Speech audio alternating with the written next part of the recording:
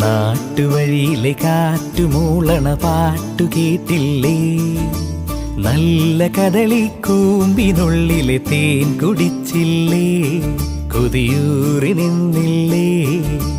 കണ്ണാരം പൊത്തിയൊളിച്ചും പുന്നാരം കണ്ടുപിടിച്ചും ആഞ്ഞിലി മൂട്ടിലൊളിച്ചു കളിച്ചില്ലേ?